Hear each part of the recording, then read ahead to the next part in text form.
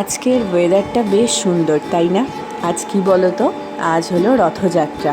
তাই দিনের শুরুতেই সবাইকে জানাই রথযাত্রার অনেক অনেক অভিনন্দন, শুভেচ্ছা। জগন্নাথ দেবের কৃপায় সবাই ভালো থেকো, সুস্থ থেকো।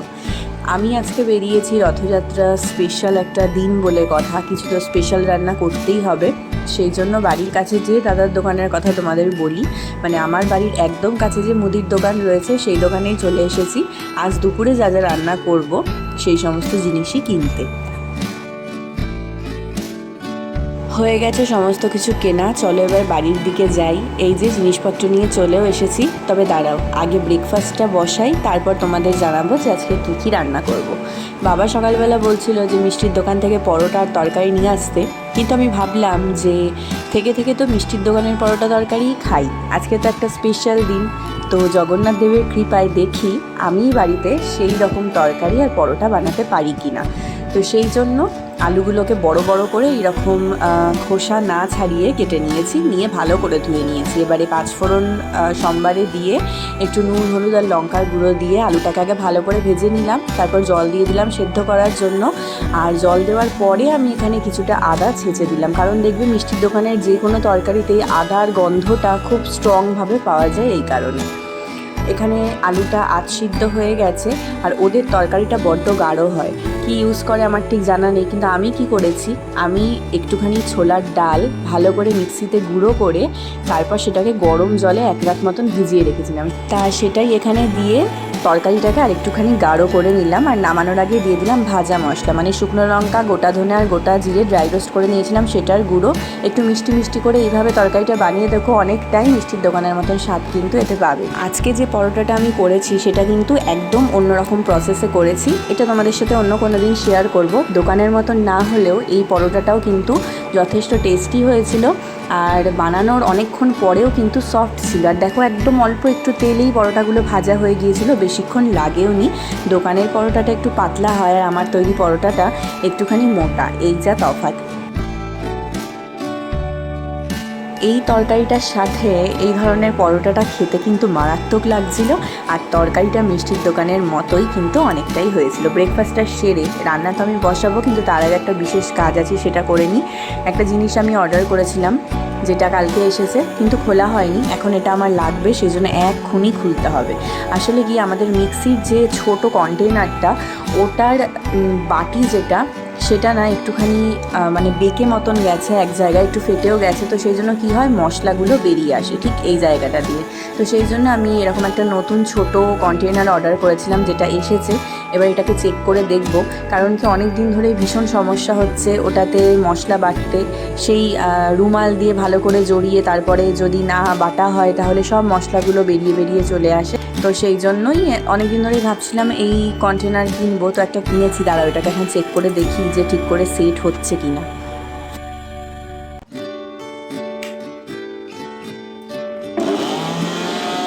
যাক, এটা একদম ঠিকঠাক আছে। চলো এবার রান্নাতে যাই। আজকে রথযাত্রা, আর এই বাড়িতে এই দিনে নিরামিষ খাওয়া হয়, সেই জন্য আমরা আজকে ঠিক করেছি সবাই মিলে যে পোলাও আর পনির আর চাটনি, এই তিনটেই আজকের মেনু। তো গোবিন্দভোগ চালটাকে ভালো করে ধুয়ে জল ঝরাতে রেখে দিলাম, আমি একটু ফ্যানের হাওয়ায় রাখলাম যাতে তাড়াতাড়ি শুকিয়ে যায়। আর এখানে কিছু আমন্ড বাদাম আর চারমগজ ভিজিয়েছি পনিরের গ্রেভির জন্য। আর এখানে আরও একটা বাটিতে এখন আমি কাজু আর কিশমিশগুলো ভিজিয়ে দিচ্ছি, যেগুলো আমি পোলাওতে ইউজ করব।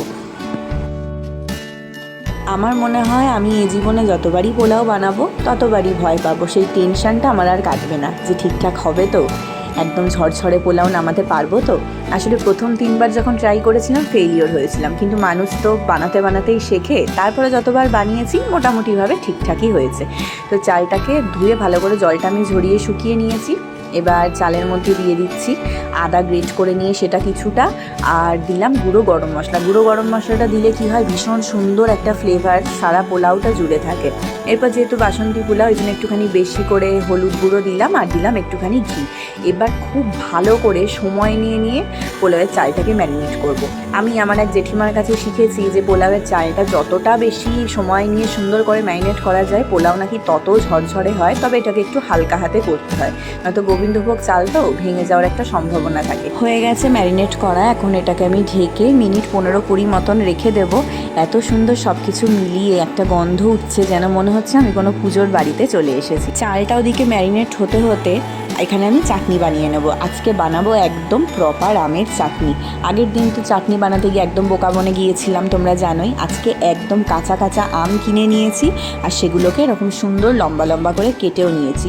অনুষ্ঠান বাড়িতে লম্বা লম্বা করে আম কেটে যেরকম ঝোল ঝোল একটা চাটনি ওরা বানায়, আজকে সেরকমই কিছুটা আমি বানানোর চেষ্টা করছি।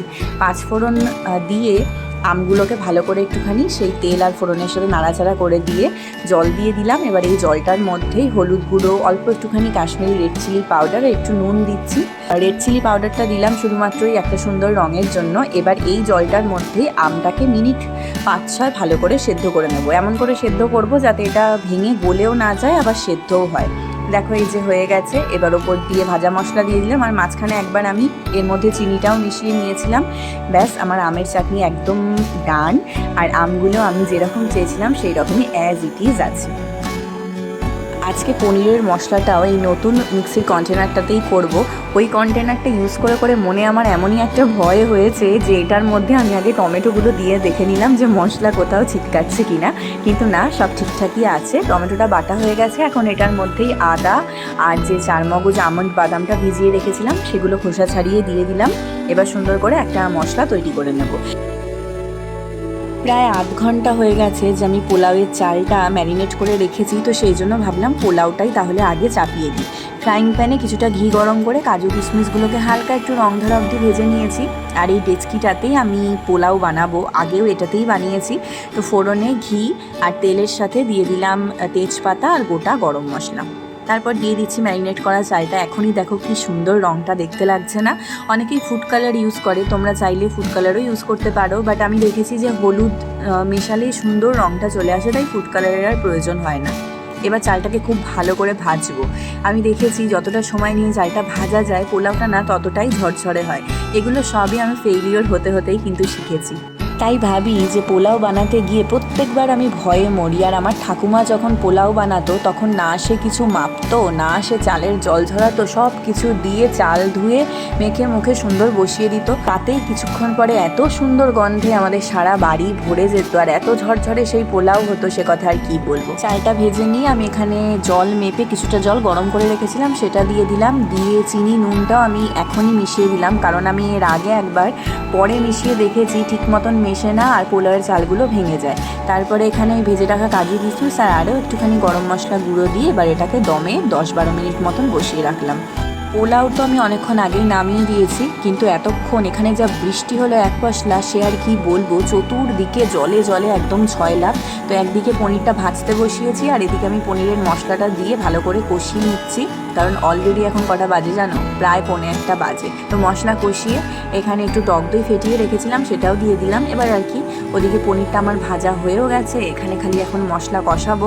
ভালো করে ঢাকা দিয়ে দিয়ে কিন্তু আমি অনেকবার জল দিয়ে দিয়ে মশলাটা কষিয়েছি, অনেকটা মশলা তো সেই কারণে।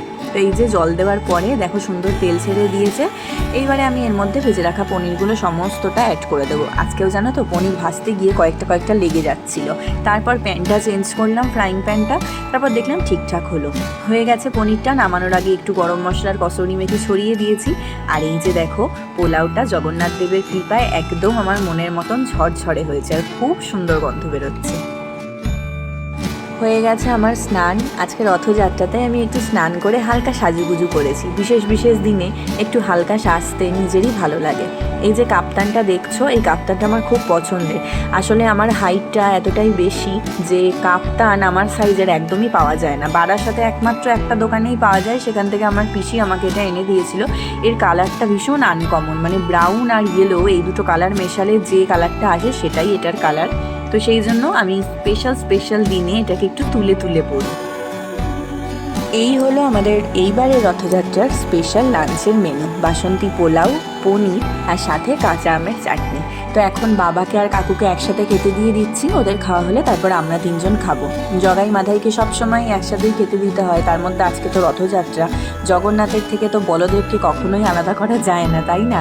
তো তাদেরকে খেতে দিয়ে আমিও তাদের সাথে বসে নানান গল্প শুনছিলাম। প্রত্যেকবার আগে ঠাম্মার কাছে রথযাত্রার নতুন নতুন গল্প শুনতাম। ঠাম্মার রথযাত্রাতে পুরীতে গিয়ে জগন্নাথ দেবের রথের দড়ি ধরে টানার গল্পও শুনেছি অনেকবার। তো এইবার এনাদের দুজনের কাছ থেকে তাদের নানান মজার গল্প শুনছিলাম আর সেগুলোকে আমি এনজয়ও করছিলাম। বড়ই ভালো লাগে জানো তো, বয়স্ক মানুষদের কাছ থেকে তাদের ছেলেবেলার গল্প শুনতে। আমরা তো সেই ছেলেবেলার কখনো পাবো না, জানি না আমাদের পরের জেনারেশন আমরাও যেটুকু পেয়েছি সেটুকুও পাবে কিনা।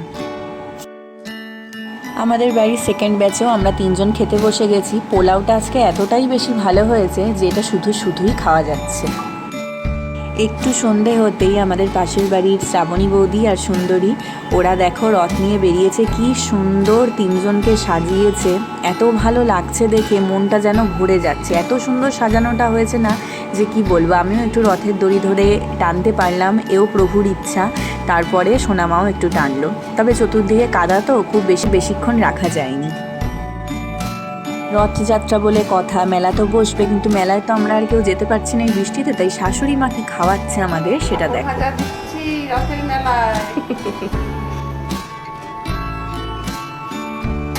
মেলায় যে কেরোসিন তেলের স্টোভে পাঁপড় ভাজা হয়, সেই তেল মেশানো গন্ধের পাঁপড় ভাজাটাই কিন্তু আমরা আমি বলবো আজকে ঘরে বসে বড্ড মিস করছি।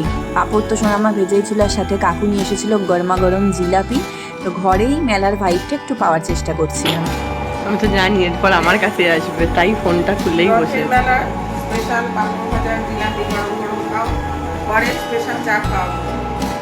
জমে ক্ষীর, ঘরেই মেলা। পাঁপড় ভাজা আর জিলিপির মধ্যে কোনটা আগে খাবো সেটা ভাবতে ভাবতে পাঁপড় ভাজাটাই আগে চুজ করলাম।